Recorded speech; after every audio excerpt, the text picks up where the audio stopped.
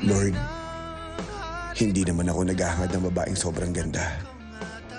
Ayos na po sa akin kahit simple lang. Basta aalagaan po ako at pakamamahalin. Ganun din po sana ang mga magiging anak namin.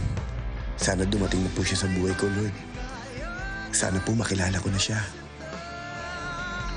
Okay lang, Lord. Kung gusto niyo siyang ihulog sa akin.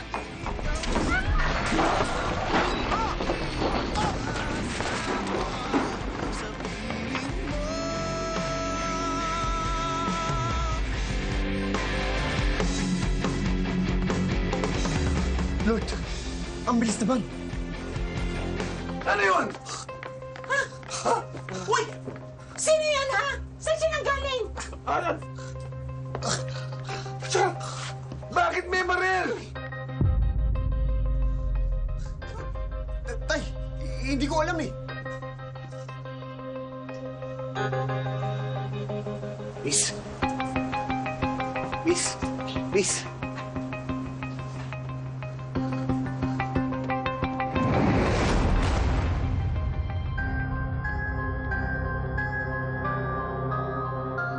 Tay, kilala ko to. Ito yung lagi ko nakakabangga.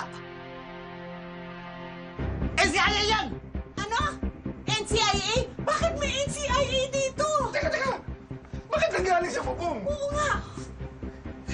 Hindi ko alam, Tay. Kanina lang ako nagdadasal ako eh.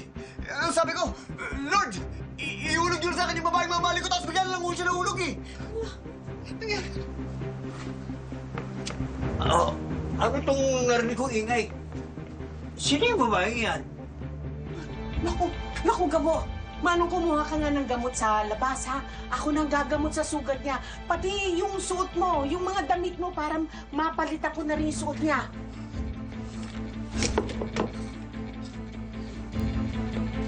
Sige na. Lapitan mo, mameng. Lamitan mo. Lapitan mo. Oo. Ikaw yun na. Ikaw ito lang. May baril.